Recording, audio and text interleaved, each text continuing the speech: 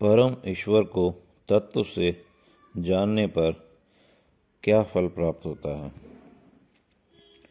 जब मनुष्य परमात्मा को भली भांति पहचान लेता है तब उसको मिलने वाले फलों में सबसे पहला फल होता है भगवत दृष्टि। उस महापुरुष की दृष्टि ऐसी हो जाती है मानो कि जैसे अभी तक वह समुद्र के अंदर एक बुलबुला मात्र था, तो वह बुलबुले के ही नेत्र से संसार को देख पाता था, लेकिन ईश्वर को तत्व से जानने पर वह बुलबुला फूटकर स्वयं ही विशाल समुद्र बन जाता है तथा वह फिर समुद्र के नेत्रों से संसार को देखने का अजब गजब ही अनुभव प्राप्त करता है।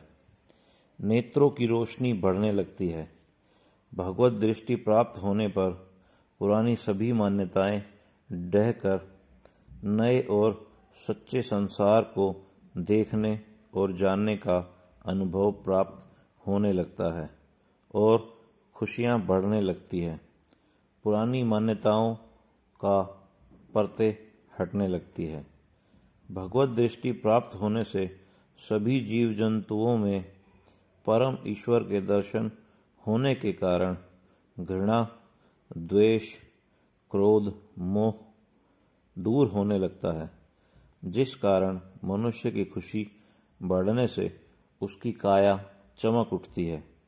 हमारे शरीर की अधिक ऊर्जा जो हमारे शरीर का विस्तार करती है, घृणा और द्वेष क्रोध के कारण खत्म होती रहती है।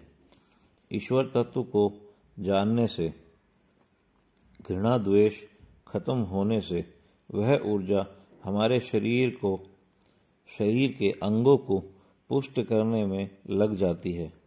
शोक, मोह, क्रोध दूर होने लगते हैं, जिससे भी शरीर में असीम की ऊर्जा प्रकट होने लगती है, जिस कारण से इंद्रियों की शक्ति बढ़ने लगती है।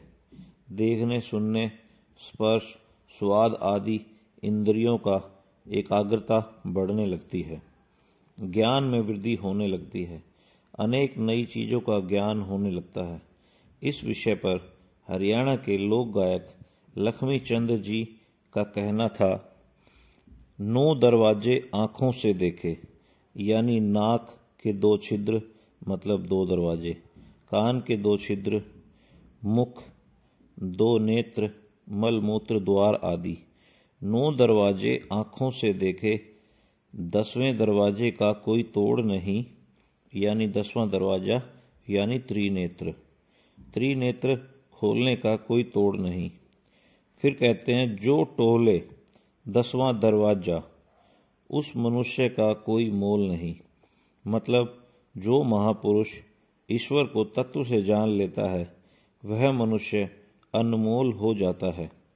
उस मनुष्य को कोई लोभ नहीं दे सकता। उस महापुरुष में लोभ समाप्त होने से और अनेक ऊर्जा रूपी शक्तियां प्राप्त होने से वह महापुरुष अनमोल हो जाता है।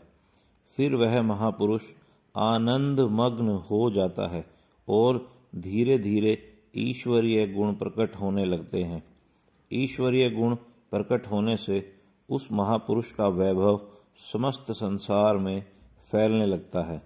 वैसे तो ईश्वर को तत्व से जानने पर मिलने वाले फल बहुत ही हैं, जिन सभी का वर्णन करना अत्यंत कठिन है। इसलिए ईश्वर को जानने में थोड़ा समय लगाएं और स्वयं अनुभव करें और अपना अनुभव साझा करें। धन्यवाद।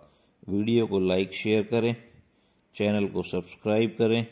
वेद, उपनिषद, गीता की बातों को जानने के लिए हमारा हौसला